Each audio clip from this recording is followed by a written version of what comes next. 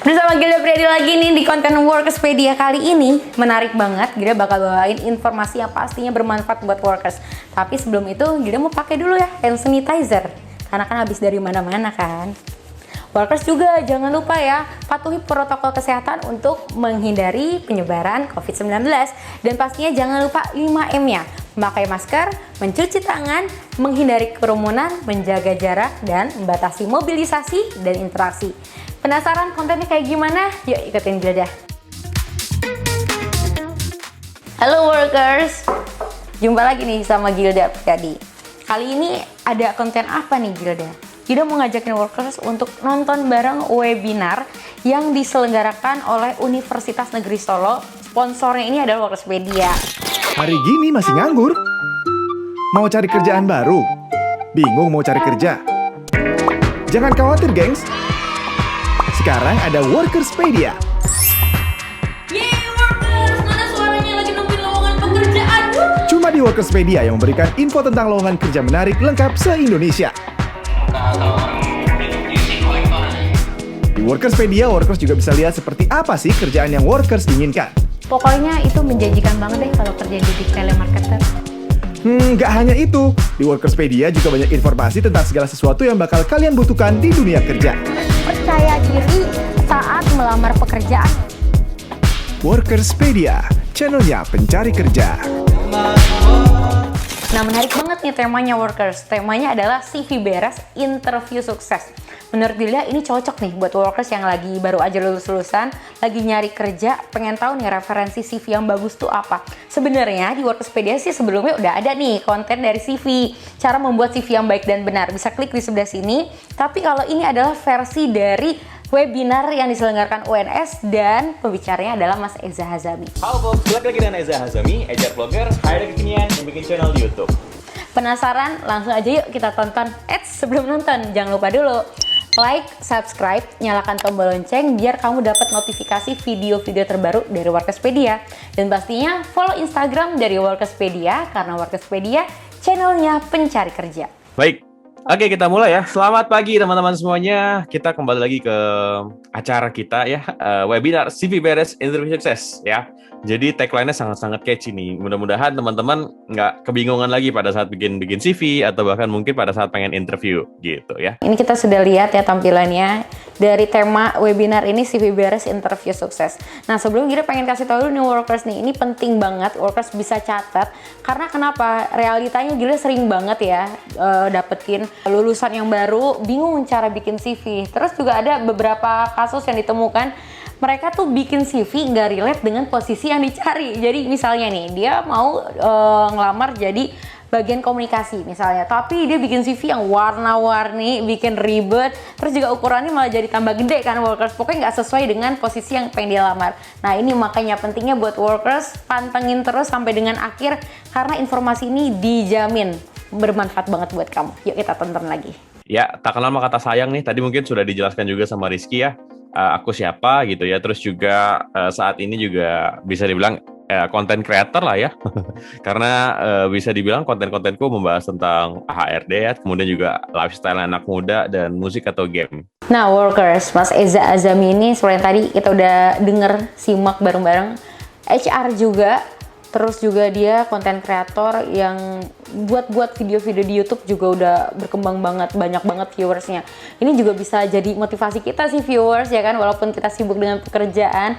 Sekarang kita harus punya aktivitas lainnya lagi, salah satunya adalah jadi konten kreator nih, keren. Yuk kita nonton lagi ya workers. Jadi sedikit background-nya teman-teman. Ya, misiku, bukan misi ya, backgroundku pada saat mungkin awal membuat konten adalah mungkin aku adalah sama kayak kalian gitu, anak muda yang, aku masih muda loh BTW ya, mungkin masih beda 5 atau 6 tahun gitu ke teman-teman semuanya. Tapi intinya gini, ketika aku kerja setahun 2 tahun gitu, aku merasa resah gitu loh, aku merasa galau lah ya sebagai pekerjaan HRD, kayak serius nih anak-anak yang baru lulus CV-nya kayak gini, serius nih pada saat interview mereka nggak bisa present diri mereka pada saat mereka berhadapan dengan HRD. Dan aku selalu berhadapan kayak atau mungkin sering menemukan pendapat kayak HRD kok galak sih, HRD kok begini-begini, dan aku pengen menghilangkan stigma itu teman-teman ya. Karena bagaimanapun ketika kalian nanti interview, HRD kan juga manusia, ya nggak sih? HRD juga adalah orang yang sebenarnya juga memiliki banyak salah, kemudian juga tidak sempurna lah intinya. Jadi teman-teman, aku ingin membangun mental kepada kalian semua dengan konten-kontenku supaya kalian itu nggak seharusnya takut menghadapi interview. Kalian itu nggak seharusnya minder pada saat membuat CV. Kenapa? Karena kalian yang paham diri kalian sendiri, gitu loh. Jadi aku ingin membangun mental itu ke teman-teman semuanya, dan mungkin kalau sedikit kasar mohon maaf ya, tapi aku nggak pengen kalian bego lah pada saat cari kerja. Beneran deh, kalian itu masih panjang gitu perjalanannya gitu, kayak banyak hal yang bisa kalian explore yang mungkin di kuliah gitu ya nggak tahu atau mungkin nggak diajarin ya, sehingga ini sangat-sangat sayang gitu loh, yang mungkin aku melihat kalian tuh punya potensi tapi kalian tidak bisa menggambarkan diri kalian seperti apa pada saat bikin CV atau bahkan interview. Nah, ini yang dijelaskan oleh Mas Eza di awal. Jadi dia ingin tuh kita semuanya tahu bagaimana cara bikin CV yang baik dan benar, karena sebenarnya CV ini kan adalah media untuk kita menyampaikan informasi siapa sih diri kita, biar perusahaan yang pengen kita lamar tuh tahu dan tertarik dengan kemampuan yang kita punya. Tapi kalau misalnya workers sendiri nggak tahu nih gimana caranya masukin CV, terus gimana caranya masukin kemampuan skill yang workers pernah punya atau workers kuasai, nah ini malah bisa menjadi bumerang buat workers. Jadinya perusahaan yang workers pengen lamar malah nggak tertarik ya kan. Nah ini dia Mas Heza mencoba untuk menyampaikan tujuan dari webinar ini. Nah kita akan nonton selanjutnya ya workers. Teman-teman, di sini aku pengen menggambarkan bahwa ada kondisi di mana sebelum pandemi dan setelah pandemi ya. Kita sebelum pandemi tuh apa sih yang kita ingat? Rizky masih ingat nggak kondisi sebelum pandemi gitu ya, pada saat mungkin kita masih kuliah atau mungkin lagi cari-cari kerja, rasanya gimana Ki?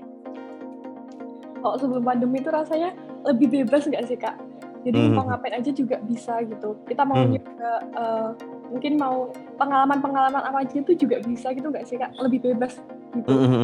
Dan juga kerasa nggak sih kalau lowongan kerjaan, terus juga kegiatan-kegiatan volunteer, magang gitu ya, banyak gitu loh pada saat sebelum pandemi. Nah sekarang karena kondisi pandemi itu sangat-sangat mengubah dunia kita gitu loh.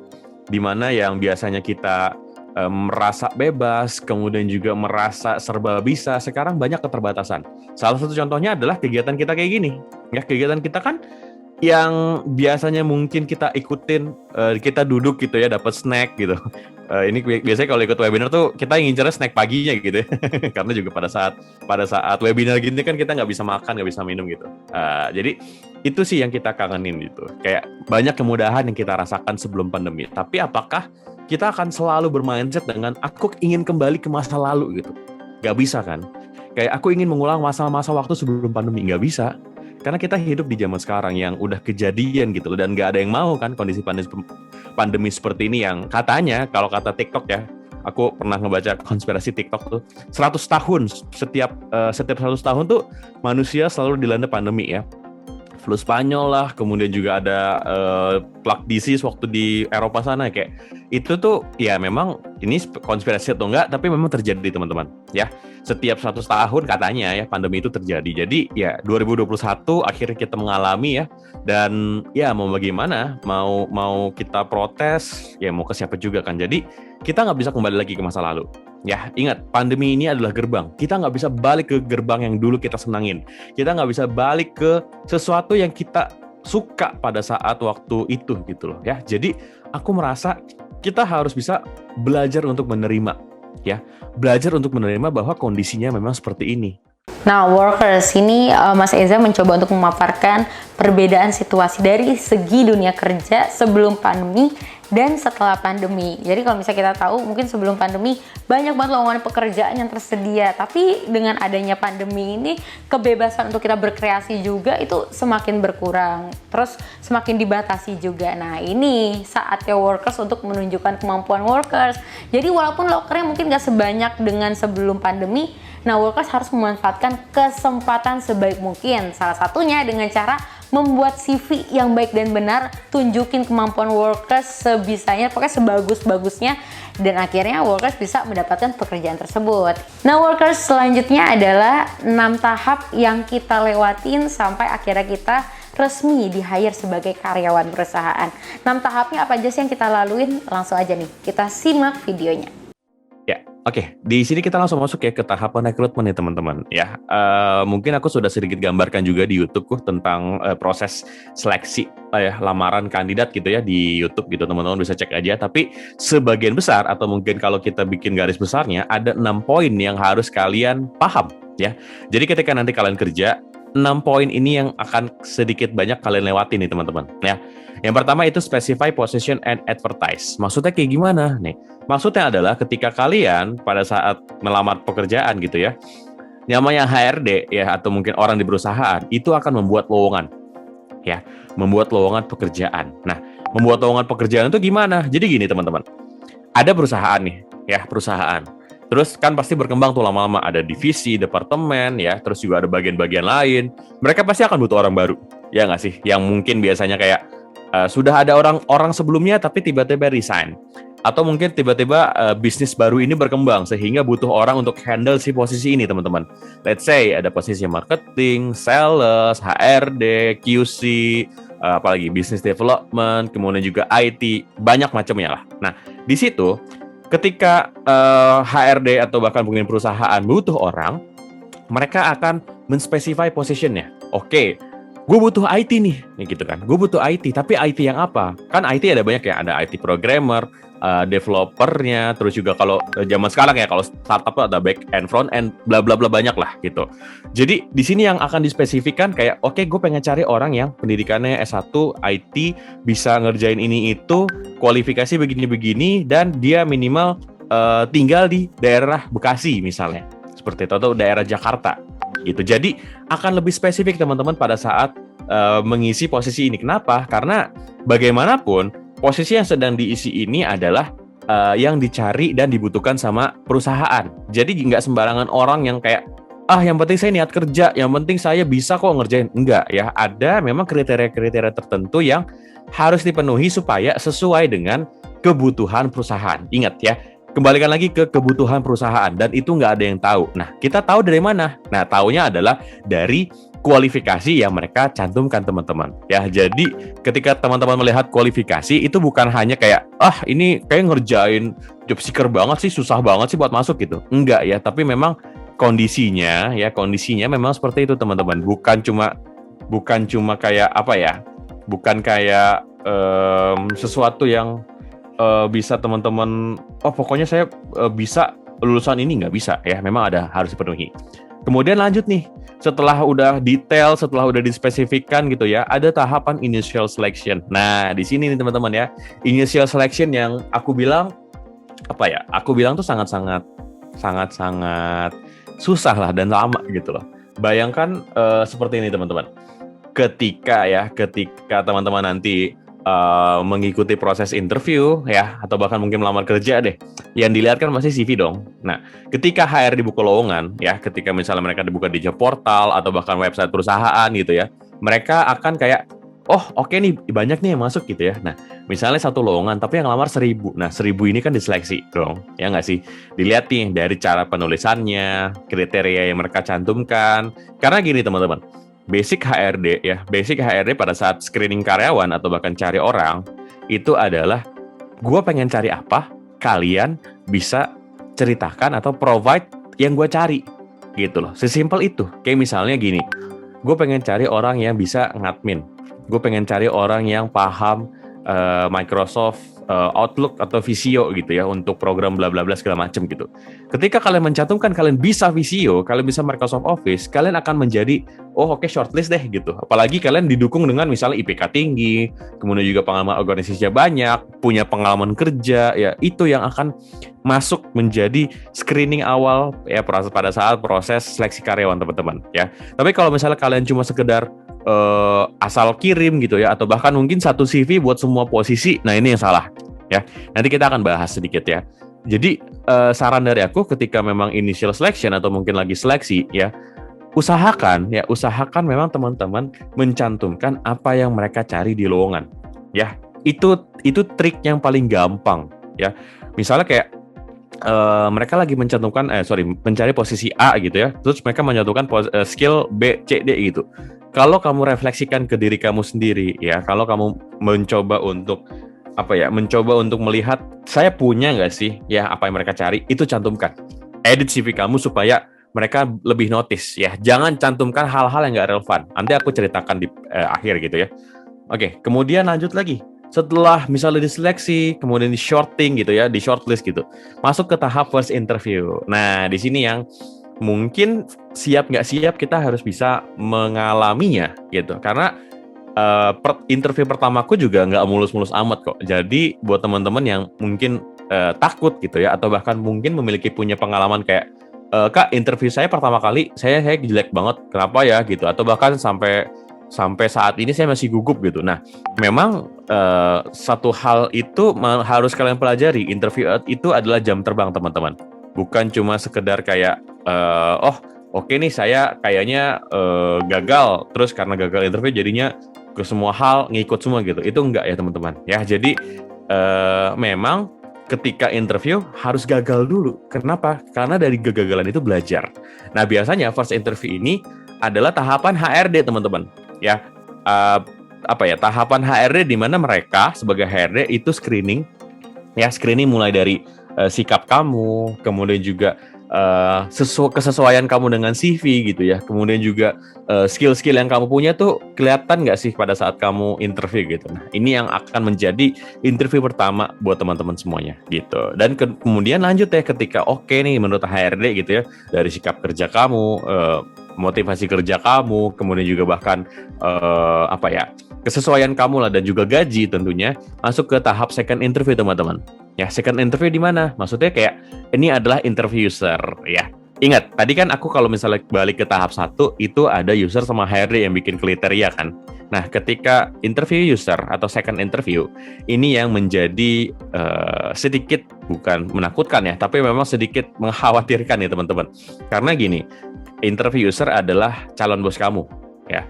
Orang yang akan bekerja sama langsung dengan kamu. Contoh kayak bosnya accounting, bosnya HRD, bosnya orang IT, bosnya orang K3, dan mereka yang akan interview kamu. Nah, suka atau nggak suka, itu masalah mereka.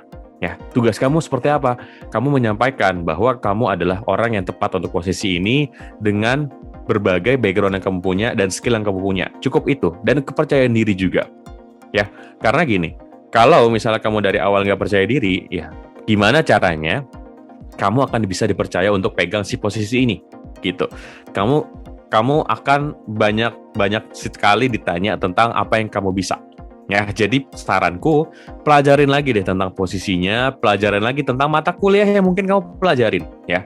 Karena biasanya sih yang ditanya tuh lebih ke skill. Kalau HRD itu tadi di first interview sifat gitu ya, atau mungkin juga kesesuaian gaji, kesesuaian CV dengan orangnya gitu. Di interview user itu akan ditanya, lu bisa ngapain sih? Gitu, ya kasarnya gitu. Lu bisa ngapain di tim gua? Lu bisa membawa sesuatu apa buat departemen gua? Gitu kasarnya, ya. Jadi memang ketika interview user, ya lebih subjektif memang. Kayak cara kamu berbicara dan segala macam itu kan yang milih serak atau nggak seraknya si user. Jadi tadi aku sudah sampaikan, yang kamu bisa lakukan adalah memang bisa dibilang kamu hanya bisa menyampaikan apa yang kamu bisa lakukan gitu, apa yang kamu bisa jual kepada mereka gitu. Nah, kalau dari tahap first interview kemudian second interview juga sudah oke gitu ya, masuk ke tahap job offering. Nah, job offering ini tadi kan pada saat tahap first interview itu kan kayak dilihat nih kesesuaian gaji atau enggak. Misalnya mereka pada saat buka posisi tersebut budgetnya ternyata cuma tapi pada saat kamu nego gaji atau job offering ditawarin macam-macam benefitnya gitu ya, terus juga apa yang perusahaan bisa kasih, apa yang kamu bisa kasih. Nah, di sini yang menjadi tricky teman-teman ya. Jadi pahamin dulu deh kira-kira range salary di perusahaan tersebut atau posisi tersebut berapa. Kemudian juga ya bisa dibilang sih kayak berapa sih yang kamu mau dalam posisi ini gitu. Itu yang akan menjadi titik temu. Nah, ketika sudah titik temu, baru masuk ke tahap hiring dan onboarding, teman-teman. Ya, hiring dan onboarding ini bisa dibilang ospek kamu lah pertama kali di kantor. Ya, mulai dikenalin tuh tentang departemennya, budaya perusahaannya, orang-orangnya seperti apa, dan itu ya. Itu adalah proses onboarding, teman-teman. Dan kalau di sini sih, aku pengen sarankan, perhatikan kontraknya. Ya, karena kontrak itu ada yang memang PKWT sama PKWTT ya. Jadi jangan sampai terjebak atau bahkan mungkin nggak tahu terms dan condition-nya seperti apa di perusahaan tersebut. Nah, workers ya, panjang lengkap informasi yang disampaikan Mas Eza terkait proses yang kita lewatin sampai kita di-hire menjadi karyawan. Kalau misalnya di-highlight lagi nih workers, kalau tadi kelewatan, silakan ambil catatannya, catatin lagi kesimpulan dari slide ini. Yang pertama, proses yang kita lewatin adalah specify, position, and advertise. Nah, ini dimana si usernya perusahaan tersebut menentukan posisi apa yang lagi dibutuhkan nih, yang kosong nih. Gue pengen cari posisi apa. Nah, misalnya let's say adalah posisi humas. Nah, udah nih ditulis humas. Lalu dia akan menentukan kriteria-kriterianya. Nah, kalau misalnya udah ada posisi yang dibutuhkan, lalu kriterianya udah ada, workers harus tahu. Nah, di situ menentukan workers membuat CV. Skill apa yang perlu workers cantumkan dan tidak. Misalnya nih, ada fresh graduate yang gue punya skill banyak nih, cantumin aja semuanya nih. Padahal sebenarnya nggak sesuai dengan posisi yang lagi dibutuhin. Nggak perlu, workers itu buang-buang waktu. Dan malah jadi bingung gitu kan si pencari kerjanya. Ini sebenarnya posisinya kok nggak relate. Wah, percuma banyak tapi nggak relate dengan posisi yang lagi dicari ya. Yang kedua adalah initial selection. Jadi ketika workers udah straight to the point ya, skill apa yang workers punya sesuai dengan kriteria yang lagi dibutuhkan. Nah, di saat itu juga nanti si usernya ini akan langsung checklist ya. HRD juga akan langsung, wah ini sesuai nih. Nah, setelah itu workers akan melewati first interview. Jadi kalau misalnya by CV workers udah oke, kriteria yang kita butuhkan semuanya ada di workers akan langsung ke step first interview, yaitu interview bersama HRD. Nah, di interview HRD ini workers akan ditanya-tanya kesesuaiannya, bener nggak nih ya CV yang workers buat dengan pribadi workers saat ketemu sama si HRD. Kalau misalnya sekarang mungkin online gitu ya workers. Nah, ketika sudah sesuai, terus juga dia melihat kayaknya cocok nih kepribadian workers, lalu juga penentuan gaji juga di saat itu negosiasinya ada di tahap first interview, workers langsung masuk ke tahap keempat, yaitu second interview. Nah, second interview ini dilakukan oleh user. Nah, user ini apa sih maksudnya? Jadi misalnya workers ini mau melamar sebagai humas. Nah, si bos atau atasan bagian humasnya ini akan langsung nih interview workers. Nah, nanya-nanya tentang skill workers, kira-kira emang bener sesuai dengan kriteria nggak sih yang dibutuhkan dari posisi humas ini. Nah, kalau misalnya workers memang sesuai nih, sesuai HRD, sesuai dari usernya, udah langsung workers masuk ke job offer, diterima, dan pastinya workers akan langsung di hiring di tahap akhir dan juga onboarding. Workers harus perhatikan terms dan condition dari kontrak yang nanti akan dibuat oleh perusahaan yang workers tuju. Nah, selanjutnya workers, apa itu CV? Pasti workers juga sebenarnya udah tahu CV, bentuknya fisiknya udah tahu. Tapi kalau misalnya ditanya apa itu CV, pasti macam-macam dan agak bingung ya ngejelasinnya. Maka dari itu, biar tambah informasinya dan nggak salah kaprah tentang CV, langsung aja kita simak. Ini dia penjelasan tentang apa itu CV. Ya, jadi CV itu kalau menurut Kamus Oxford adalah keseluruhan dari pendidikan seseorang, kualifikasinya dan pengalaman kerja sebelumnya yang biasanya dikirim untuk lamaran pekerjaan. Ya, itu menurut Kamus Oxford. Dan kalau misalnya kita lihat CV itu menyangkut informasi yang banyak sekali tentang pendidikan kamu. Contoh kayak pengalaman ngajar, degree kamu, riset ya, penghargaan, kemudian juga achievement yang kamu punya gitu ya. Jadi CV ini lebih panjang daripada resume. Nah, di sini ya mungkin teman-teman perlu perhatikan ya. CV itu memang adalah summary tentang data diri kita secara keseluruhan ya, mulai dari kita kecil sampai dengan sebesar ini, itu CV ya. Maka dari itu CV lebih panjang daripada resume dan lebih banyak menyangkut informasi yang lebih detail ya, seperti itu teman-teman ya. Fungsi atau kata kunci dari CV ini adalah lebih detail dan lebih panjang. Oke, next. Nah, ini contoh CV teman-teman ya. Sebenarnya ada 4 halaman ya. Aku nggak bisa menampilkan semuanya karena ini data pribadiku banget ya. Tapi halaman pertamaku gini ya, CV ku seperti ini ya, tempat tanggal lahir ya. Aku nggak tahu nih di sini ada yang sama nggak nih tanggal lahirnya ya. Oke, gender gitu ya, agama, status pernikahan gitu ya, terus kemudian nationality, education, tempat tinggal gitu ya, terus kemudian telepon ya, email, personality. Terus juga di bawahnya itu mengikuti mulai dari pendidikan, skill kamu, yang tadi aku bilang ya, achievement, penghargaan, bla bla bla segala macam. Idealnya teman-teman, CV itu diupdate 3 bulan sekali. Ya, 3 atau 6 bulan sekali lah, paling lama lah gitu. Kenapa? Karena gini, ketika kita bekerja atau bahkan mungkin kita masih hidup deh sampai dengan sekarang, kita kan pasti berkegiatan ya nggak sih? Mulai dari ikut kegiatan A, kegiatan B, itu bisa kok dicantumin di CV. Jadi daripada lupa, mendingan kamu cantumin aja langsung 3 bulan sekali atau 6 bulan sekali.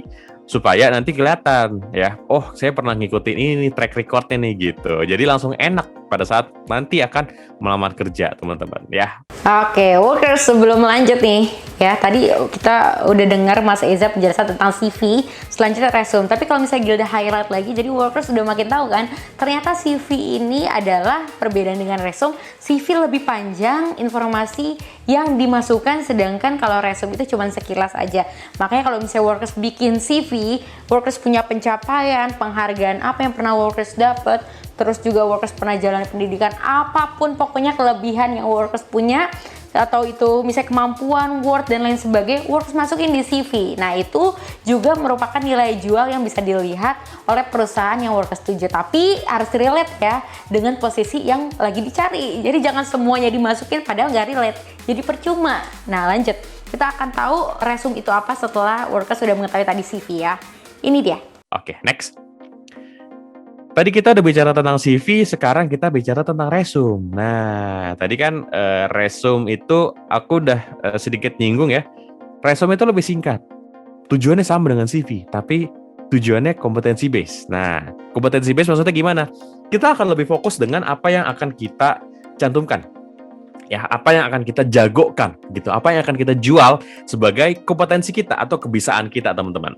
Maka dari itu, resume adalah cara cepat untuk lebih meyakinkan employer ya, atau bahkan mungkin perusahaan dengan skill dan kualifikasi kamu gitu yang memang mereka cari.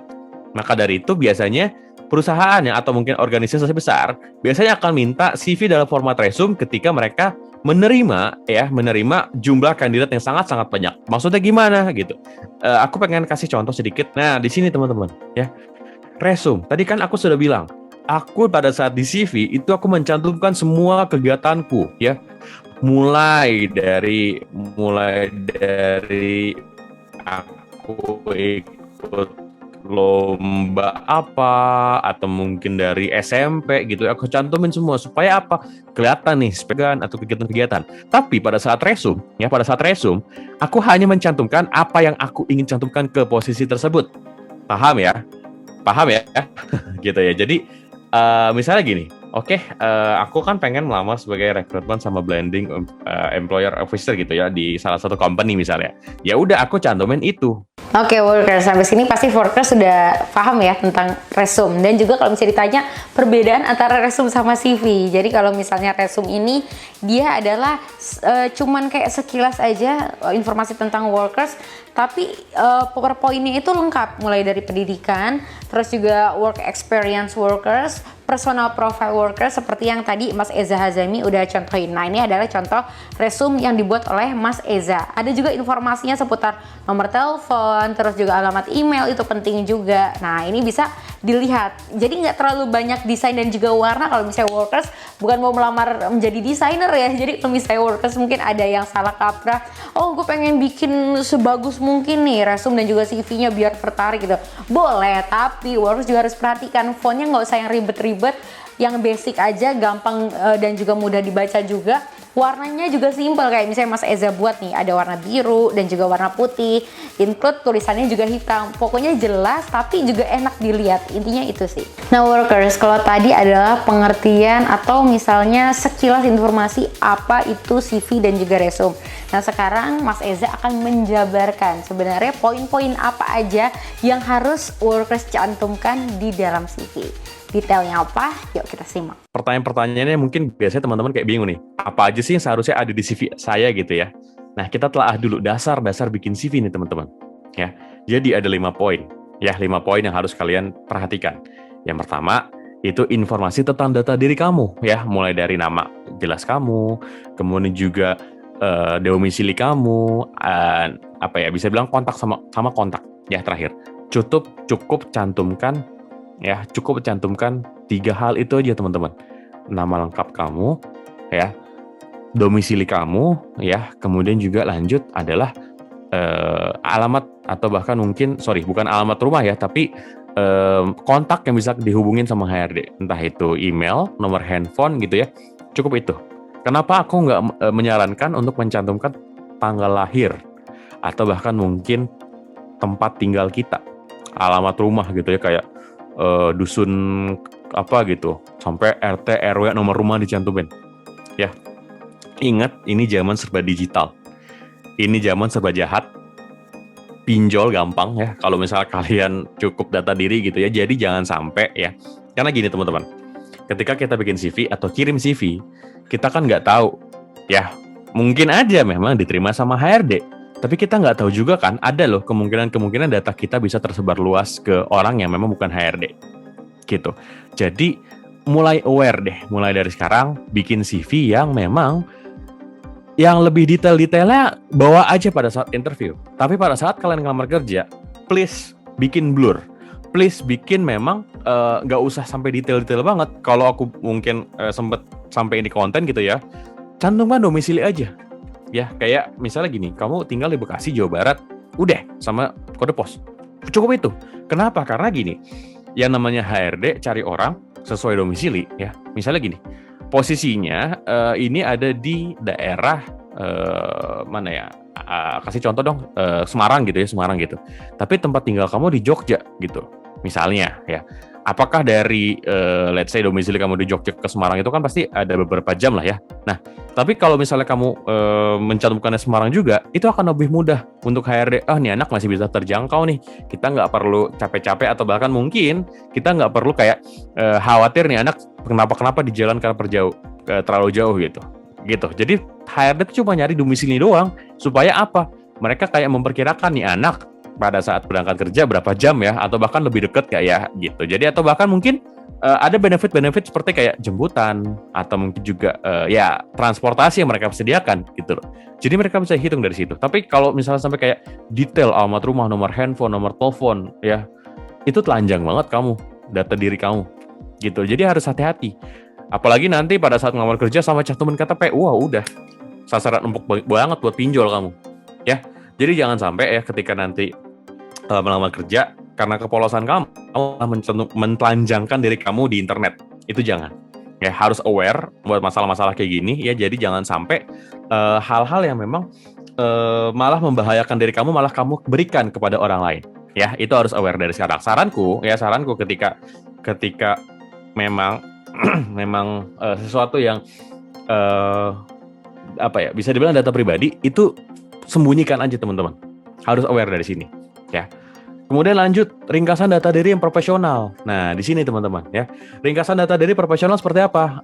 Kalau kalian nonton kontenku ya, apalagi roasting CV besok ya, kalau misalnya kalian ngikutin gitu ya, roasting CV setiap minggu malam. Jadi ketika bikin ringkasan data diri, itu harus ada 3 hal yang harus masuk. Yang pertama background kamu, yang kedua itu kamu bisa apa aja dan punya minat karir kemana. Cukup itu. Contoh. Saya, nanti contoh deh di halaman terakhir aja di slide berikutnya ya. Jadi intinya ada 3 hal. Background kamu apa? Ya, background itu maksudnya kayak gini. Bukan background kayak kamu anak ketiga dari berapa bersaudara, bukan. Tapi kamu backgroundnya kayak kamu dari kampus mana atau bahkan mungkin kamu dari sekolah mana ya, jurusan kamu apa, dan lulus tahun berapa. Udah. Ya, itu background kamu namanya. Ya, kemudian lanjut lagi. Skill. Ya, skill kamu pasti kamu menguasai A, B, C, atau bahkan menguasai Microsoft Office, atau mungkin kamu menguasai tools-tools yang kamu gunakan lah pada saat kamu bekerja. Itu. Dan terakhir adalah minat karir kamu kemana. Supaya apa? HRD bisa narik benang merah. Oh, ketika membaca ringkasan data diri kamu, nih anak, misalnya kayak namaku gitu ya, Eza gitu ya, ini tertarik banget sama rekrutmen gitu. Dia nguasain gini. Itu enak. Daripada kamu malah mencantumkannya seorang fresh graduate yang memiliki semangat jiwa yang bekerja sama yang tinggi gitu, memiliki komunikasi yang baik. Itu nggak penting, beneran deh. Itu nggak penting. Karena kenapa? Nggak ada tolak ukur yang jelas saat kalian menggambarkan diri kalian seperti itu. Ya, ingat, kita bicara tolak ukur. Kita bicara sesuatu yang memang bisa kelihatan dari apa yang kita gambarkan. Background kita kelihatan dong dari ijazah kita ya, dari apa yang kita cantumkan gitu loh. Ya, di halaman lampiran. Terus kemudian skill kelihatan dong kita nanti bisa ngapain aja. Mungkin kamu punya sertifikat tentang skill tersebut, atau bahkan mungkin kamu ikut training apa, itu kelihatan. Ya, kalau misalnya cuma sekedar saya bisa bekerja sama, saya bisa apalagi contohnya biasanya sih apa sih kalimat-kalimat fresh graduate yang muluk-muluk gitu ya. Saya bisa atau mungkin saya memiliki jiwa kepemimpinan yang tinggi. Terus apa buktinya gitu loh? Apa buktinya? Jadi jangan sampai ketika kalian menggambarkan diri kalian terlalu bisa dibilang sifatnya dongeng ya, karena nggak bisa diukur teman-teman. Ya, jiwa kepemimpinan yang tinggi pada saat menggambarkan di CV itu apa? Gitu. Coba, aku pengen tanya gitu. Kalian ketika menjelaskan kalian bisa bekerja sama dengan tim gitu, apa tolak ukurnya? Apakah cuma sekedar mengikuti organisasi yang banyak? Belum tentu. Ya, nanti pada saat ditanya misalnya HRD dengan pertanyaan-pertanyaan gitu ya, yang sifatnya BEI gitu ya, nanti aku jelasin juga sih. Itu nanti kalian akan diem sendiri, kicep sendiri ya. Aku nggak tahu nih teman-teman paham nggak ya bahasa kicep? Apa ya? Kicep tuh bahasanya kayak nggak bisa jawab lah gitu. Malah kalian yang menempatkan diri kalian di posisi yang salah gitu loh. Jadi hati-hati ya teman-teman. Next, pengalaman kamu selama ini. Nah, aku nggak tahu nih di sini teman-teman semester berapa ya? Komen dong, biar aku bisa ngelihat. Sekarang pada semester berapa? Atau kelas berapa? 8, 7, semester 2, oke. Ya, biasanya ya teman-teman yang mungkin baru kuliah lagi, belum lulus gitu ya, kan pasti belum punya pengalaman kerja, atau bahkan mungkin cuma sekedar magang. Magang itu bisa banget kok ya masuk ke pengalaman yang kamu cantumkan di CV. Atau bahkan kamu kalau belum punya sama sekali ya, let's say magang aja belum, saya masih semester 2 Kak, ikut organisasi. Supaya apa? Organisasi kamu bisa kamu cantumkan, dan role dan tanggung jawab yang dicari sama HRD. Ya, ingat, bukan masalah organisasinya besar atau enggak, bukan masalah perusahaannya besar atau enggak, tapi role dan tanggung jawab yang kamu kerjakan itu bisa dipertanggungjawabkan enggak? Itu, ya. Jadi kalau misalnya teman-teman kayak, wah bang saya belum punya pengalaman organisasi nih, belum punya ngapa-ngapain, ikut, ya, mumpung masih punya banyak waktu nih, ikut. Ya, jadi ketika nanti bikin CV atau bahkan mungkin pada saat kamu ngelamar kerja, kamu sudah punya rentetan kegiatan yang akan bisa kamu ceritakan pada saat kamu interview nanti. Ketimbang kamu nanti malah jadi mahasiswa yang kupu-kupu.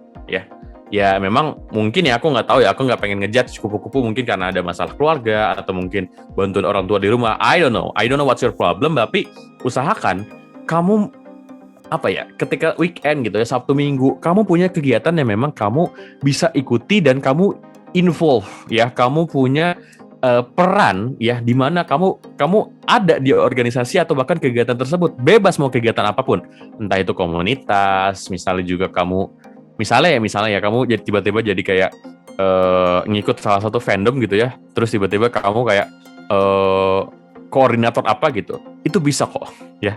Kalau misalnya memang montok-montoknya kamu nggak ada pengalaman, itu bisa. Karena apa? Yang dilihat sama HRD adalah role dan tanggung jawab. Kamu ngapain aja di sana? Kamu bisa apa dan kamu ngerjain apa? Cuma itu yang dicari sama HRD teman-teman. Jadi jangan pusingin kayak masalah institusinya, masalah organisasinya, masalah perusahaan, bukan itu. Ya, tapi adalah apa yang kamu kerjakan, apa yang kamu bisa tanggung jawabkan dari apa yang sudah kamu ikutin. Gitu ya teman-teman. Jadi nggak usah khawatir, nggak usah minder ya. Mumpung masih punya banyak waktu ya, mumpung masih muda nih.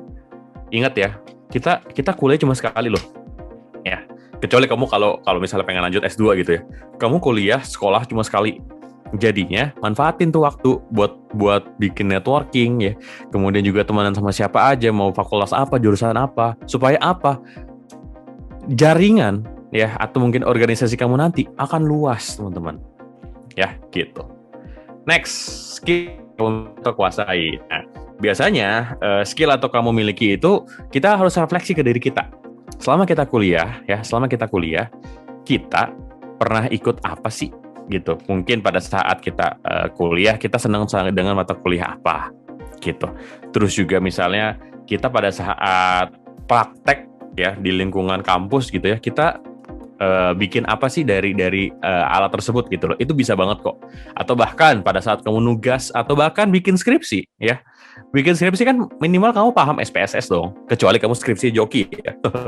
Tapi minimal gini, bikin skripsi itu adalah salah satu skill apa contohnya? Kamu menguasai data.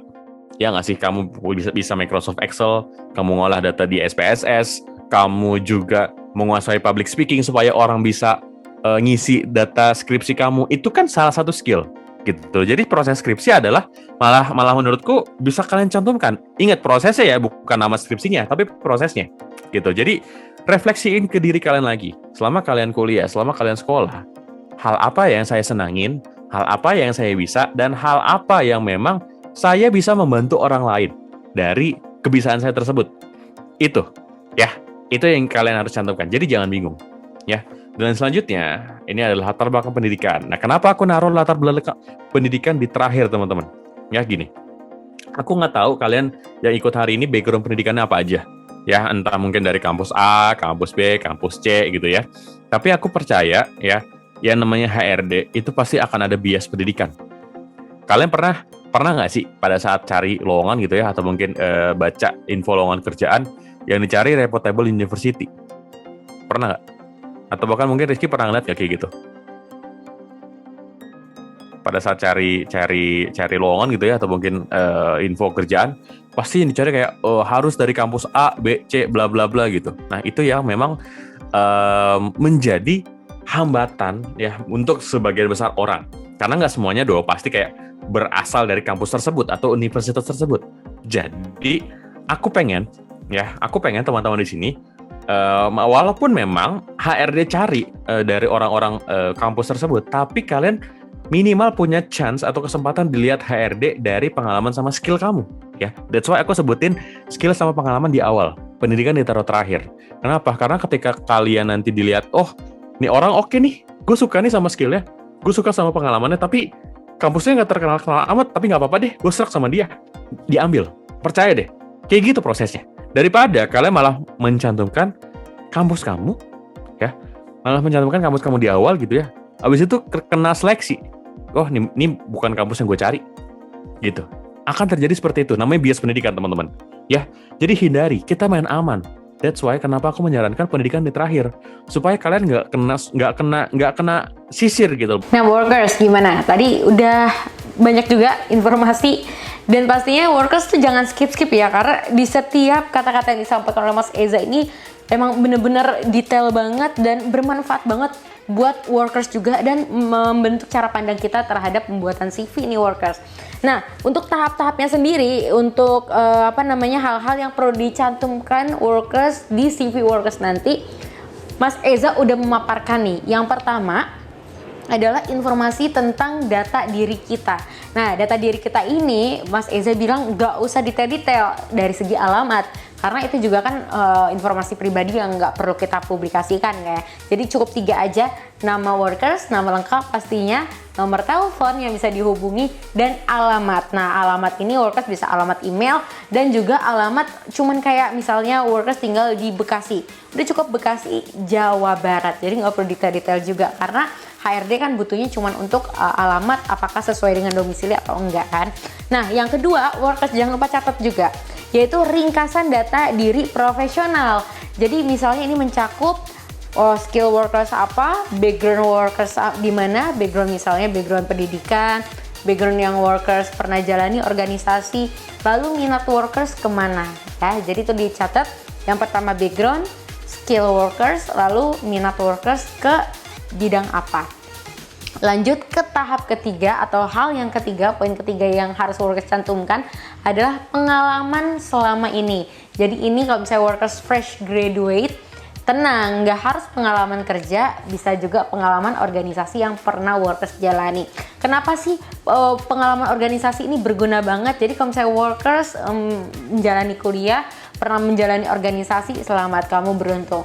Kamu nggak kupu-kupu alias kuliah pulang, karena itu bisa menjadi nilai plus di CV workers. Jadi bisa tertarik nih, ternyata si job seeker ini atau workers ini aktif juga di organisasi, bisa menjalankan tugas-tugas yang memang menjadi kewajiban workers dengan baik. Nah itu bisa nilai plus. Selanjutnya ada skill yang workers miliki. Nah ini bisa menjadi poin penting banget, karena kenapa? Setelah workers mencantumkan workers aktif organisasi. Nah, dengan melewati aktif organisasi tersebut, workers bisa apa aja. Nah, itu bisa dicantumkan. Plus, kalau misalnya workers belum kerja, lagi-lagi fresh graduate, tenang, magang workers juga bisa dicantumkan. Itu menjadi poin penting skill yang workers punya. Misalnya workers dengan menjalani magang, lalu juga buat skripsi, workers bisa jadi mengolah data. Nah itu juga nilai plus, bisa Microsoft Word, Microsoft Excel, Point dan sebagainya. Itu cantumin juga ya. Lalu selanjutnya latar belakang pendidikan. Nah Mas Eza udah bilang nih kenapa ditaruh di akhir, karena memang benar workers biasanya ada perusahaan yang memang mencari pencari kerja dari kampus A, B, C yang memang sudah ditentukan akreditasinya. Tapi workers jangan sedih dengan mencantumkan pengalaman workers, skill workers, lalu baru di akhir adalah pendidikan yang workers lalui. Workers bisa menjual diri workers dan nggak kalah saing dengan mahasiswa atau mahasiswi atau fresh graduate dari universitas lain. Nah workers, jadi penting banget ya poin-poin 5 poin yang ada di sini workers catat. Intinya adalah tunjukkan skill workers yang ada di dalam CV. Tapi ingat, nggak usah yang nggak relate, karena workers harus sesuai dengan posisi yang dicari juga. Nah itu penting banget ya workers. Selanjutnya, hal yang tidak boleh dimasukkan di dalam CV. Ini dia. Menggunakan format Word ya, Ini sebenarnya format Word itu bukan berarti kalian nggak boleh bikin pakai Word, bukan. Tapi nge-save-nya pakai format Word. Ngalamin dong pada saat bikin CV gitu. Ngeprint deh di abang-abang warnet depan kampus kalian gitu. Pada saat kalian bikin di komputer kalian udah oke nih. Tinggal save lah gitu. Tapi pada saat dibawa ke abang-abang warnet depan gitu ya, depan kampus kalian, formatnya berantakan. Spasinya lah, paragrafnya lah. Itu yang sering terjadi ya. Jadi pastikan formatnya PDF ya, mau dilihat di HP kayak komputer manapun kayak formatnya universal kalau PDF teman-teman. Ya, gitu. Menggunakan atau mungkin pakai format zip atau kompres. Nah ingat, nggak semua orang atau bahkan nggak semua HRD itu paham sama format kompres atau bahkan zip gitu loh. Jadi jangan sampai mereka kesulitan untuk membuka CV kamu atau bahkan sampai di password. Ya gitu. Terus kemudian font yang aneh. Nah font yang aneh ini aku pernah roasting CV juga ya di konten YouTubeku. Itu fontnya tuh cyberpunk gitu loh, kayak keren sih, memang keren, tapi sulit buat dibaca lah gitu. Jadi memang kesukaan itu kita nggak bisa hindari, kayak aku suka font ini pakai gitu. Tapi kalau misalnya nggak bisa dibaca sama orang, percuma kan gitu. Jadi main aman aja lah gitu. Pakai desain aneh, ini juga sama ya, sama dengan font sama desain aneh. Dan yang terakhir, nggak nanya ke orang lain atau feedback gitu ya. Jadi aku pengen pastikan ketika bikin CV ya, kalian harus bisa memperhatikan pendapat orang gitu. Tanya ke teman yang bisa kalian ajak sharing, misalnya kayak CV gue udah oke belum nih? Misalnya ada typo kah? Atau mungkin ada sesuatu yang mungkin mereka punya komen kah? Itu tanya deh. Daripada kalian self-proclaim ya, atau bahkan mungkin bikin sendiri, kirim sendiri, malah bingung gitu ya. Nanti kenapa saya nggak terima-terima? Mendingan tanya ke orang, minta review, minta feedback. Saling feedback lah gitu pada saat kalian temen gitu ya. Jadi ketika sebelum kirim, kalian udah punya feedback dari orang lain gitu. Ya. Nah, workers, itu dia hal yang tidak boleh dilakukan selama membuat CV dan perlu dihindari ya. Nah, yang menjadi concern Girda, ingat nih workers, desainnya. Jadi jangan sampai workers niatnya pengen bagus nih, pengen terlihat bagus, pokoknya warnanya dimodel-modelin dan lain sebagainya, malah jadi CV workers di skip sama si HRD. Jadi warnanya nggak usah macam-macam, fontnya basic aja, yang penting jelas terbaca. Selanjutnya kita akan nonton penjelasan Mas Eza terkait hal apa yang boleh dicantumkan di dalam CV. Yuk kita simak. Yang boleh dilakukan selama membuat CV. Yang pertama, tuliskan secara informatif dan simple. Nggak perlu bertele-tele ya, nggak perlu pakai bahasa narasi yang kamu kayak bikin novel. atau bahkan dongeng, atau bahkan cerita-cerita yang kayak thread di Twitter, bukan, jangan. Tapi cantumkan aja memang HRD bisa baca. Karena gini, nggak semua HRD muda dan bisa membaca maksud kamu. Jadi main aman, ya, bikin informasi secara simpel dan bisa gampang dibaca sama semua orang, ya, gitu. Next, potensi terbaik kamu. Nah, di sini potensi terbaik kamu adalah maksudnya apa? Kamu akan mencantumkan, ya, kamu akan mencantumkan sesuatu yang memang kamu kuasai, ya nggak sih? Yang akan kamu jual. Bayangkan seperti ini, ketika pedagang di pasar, mereka pasti mencantumkan yang masih seger dong, yang masih fresh, yang masih dingin lah, yang masih anget ya, yang masih kira-kira akan diminati sama orang yang lewat, yang akan pengen beli. Ya nggak sih, gitu. Karena kalau misalnya kalian malah mencantumkan sesuatu yang udah malah kalian nggak kuasai, atau bahkan mungkin kalian, aku bingung deh, kayak mencantumkan bahasa Inggris tapi bahasa Inggrisnya pasif gitu. How gitu loh. Jadi bahasa Inggris kalau misalnya kalian pasif, mendingan nggak usah dicantumkan daripada kalian malah gagal di awal. Atau bahkan mungkin pada saat interview malah kalian ditanya-tanya, ini kenapa pasif gitu loh. Mendingan jangan. Kalau misalnya kalian nggak kuasai atau bahkan nggak jago-jago banget, mendingan nggak usah. Ya, jadi cantumkan posisi atau potensi terbaik kamu. Kemudian portofolio atau sosial media, ya. Nanti ini terakhir aku ada materi juga, ya. Intinya gini, personal branding, sosial media itu akan menjadi portofolio kita di masa depan. HRD juga kan akan melihat sosial media kita dong, ya nggak sih? Misalnya kita sering posting apa, atau bahkan mungkin kita punya karya apa, itu bisa kita cantumkan sebagai edit values kita. Misalnya kayak kita sering foto-foto, atau mungkin kita sering bikin story yang bagus, storytelling kita keren gitu ya, itu bisa jadi edit value kita. Gitu ya. Next, lanjut lagi. Kalimat yang kuat. Nah, ini kalian bisa browsing ya. Kalimat yang kuat bisa dicantumkan di CV itu apa aja. Ya, gitu. Dan yang terakhir, sertifikat yang relate. Nah, sertifikat yang relate tadi sama ya. Tadi aku bilang, kalau misalnya HRD cari orang yang bisa menguasai A, ya udah cantumkan sertifikat A, bukan malah cantumkan sertifikat C. Gitu. Karena banyak nih ya. Karena kalian merasa kayak, wah, juara pramuka gitu. Oh, juara pencaksilat, juara puisi, juara lomba menulis. Relate gak sama posisinya? Itu aja. Nah, workers selanjutnya, Mas Eza ini mencantumkan contoh-contoh CV atau lamaran kerja yang dibuat oleh teman-teman peserta webinar. Nah, di situ Mas Eza juga mengomentari mana yang salah dan sebaiknya seperti apa. Nah, kita simak ya workers, bagus juga buat masukan workers. Ini contoh yang salah ya, daftar riwayat hidup kayak gini-gini, ini salah banget ya. Karena aku nggak bisa tergambar gitu loh. Aku nggak bisa kelihatan nih orang sebenarnya pengen menggambarkan apa. Itu juga ini CV.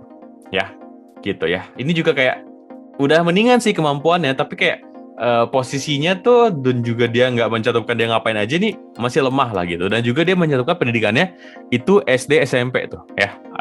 Jadi SMA doang. Gitu. Itu yang salah teman-teman. Nah, ngomongin CV workers relate banget dengan surat lamaran kerja, karena kan pasti kita ngebuatnya barengan ya. Nah, sekarang udah mau ajak workers untuk nonton penjelasan tentang Mas Eza terkait surat lamaran kerja. Bikin surat lamaran kayak gimana? Nah, pada saat CV kan pasti butuh dong surat lamaran ya kan? Struktur surat lamaran itu sama kayak body email atau professional summary, tapi lebih panjang sedikit. Yang pertama harus jelasin latar belakang. Yang kedua, ceritakan skill yang kamu punya, ceritakan minat karir kamu, dan berikan call to action ke HRD. Call to action maksudnya gimana? Kasih kontak kamu bisa dikontak lewat mana? Dan gue siap buat interview. Gitu. Contoh. Ini dari YouTubeku sih ya. Kalian kalau misalnya butuh penjelasannya, nyontek aja di konten YouTubeku seperti ini teman-teman. Kunci sukses interview online. Yang pertama, workers harus perhatikan manners workers. Nah, manners ini ada cara bersikap. Ketika interview online, wajib banget workers punya manners yang baik, salah satunya dengan fokus melihat webcam ya. Jadi kalau misalnya workers sambil melakukan aktivitas lain, pasti jadi kelihatannya ini orang antusias apa enggak sih, gitu kan pertanyaannya. Jadi harus fokus dengan menunjukkan sikap yang baik. Yang kedua, workers harus perhatikan suara harus terdengar jelas. Karena namanya interview, kalau misalnya workers ngomongnya kayak loyo-loyo, ya jawabnya kayak gitu, mana kedengeran, informasi yang pengen disampaikan juga nggak jelas kan. Yang ketiga, workers harus kuasai informasi seputar perusahaan. Jadi dipastikan workers harus tahu perusahaan ini bergerak di bidang apa, lalu lokasinya di mana, dan lain sebagainya. Bisa googling juga. Nah, kalau misalnya workers sebenarnya belum tahu nih tentang perusahaan itu, ya patut dipertanyakan juga pasti sama HRD. Ini orang niat apa enggak ya nyari kerja. Terus selanjutnya, yaitu punya bekal skill. Jadi dengan adanya workers percayaan diri, punya skill yang bagus, pasti workers jadi ngebawain informasi, ngejawab pertanyaan dari HRD bisa percaya diri. Itu pentingnya untuk workers mempersiapkan kemampuan. Selanjutnya adalah outfit yang dipakai. Nah, workers perlu perhatikan juga nih, walaupun misalnya bisa ngerjain di rumah, interviewnya online di rumah, tapi workers jangan sampai interviewnya pakai baju rumah ya, jangan banget. Jadi samain sama seperti workers emang pengen interview, tapi bedanya cuma tempat doang. Kalau interview biasa kita harus ke kantor, panas-panasan, mungkin hujan dan lain sebagainya. Kalau ini nggak perlu kan? Kita udah dipermudah dengan online, bisa di rumah, tapi jangan keterusan workers pakai baju rumah ya, yang rapi. Lalu yang terakhir, workers juga harus antusias. Jadi kalau misalnya workers antusias, semangat menjawab pertanyaan dari HRD juga akan respect dengan workers. Dan pastinya jadi nilai lebih di poin pertama tadi, mannersnya berarti bagus nih. Nah workers, itu dia webinar yang kita tonton bareng-bareng, punya informasi yang banyak banget yang perlu workers catat. Jadi kalau misalnya dari awal kelewatan bisa diulang lagi sambil ambil catatan, dicatat lagi poin-poinnya. Kalau misalnya sukses, pastinya Gilda yakin workers udah pasti keterima di tempat kerja yang ingin workers lamar. Dan pastinya jangan lupa ya, Gilda udah tambahin lagi informasi terkait interview online. Yang sebelumnya udah pernah kita buat, tinggal klik aja ada di sebelah sini, dan juga ada konten-konten yang menarik lainnya di Workerspedia. Nah workers, jangan lupa juga like, subscribe ya untuk channel Workerspedia, dan nyalakan tombol lonceng biar workers dapat notifikasi ketika Workerspedia ada video baru. Dan follow Instagram dari Workerspedia di @Workerspedia, karena ada informasi lainnya juga di Instagram kita ya, jadi aktif di sosial medianya Workerspedia. Akhir kata Gilda pamit nih workers, mohon maaf apabila ada salah-salah kata. Semoga video ini bermanfaat untuk workers yang lagi pusing gimana cara membuat CV yang baik dan benar, dan pengen dapetin kerjaan yang terbaik untuk workers. Dan ingat workers, tetap patuhi protokol kesehatan untuk menghindari penyebaran COVID-19 dan lakukan 5M yang tadi Gilda sebutin ya. Pakai masker, memakai masker, mencuci tangan, menjaga jarak, menjauhi kerumunan, dan membatasi mobilisasi dan interaksi. Dan pastinya jangan lupa pantengin terus channel Workerspedia, karena Workerspedia channelnya pencari kerja. Gilda pamit, dah.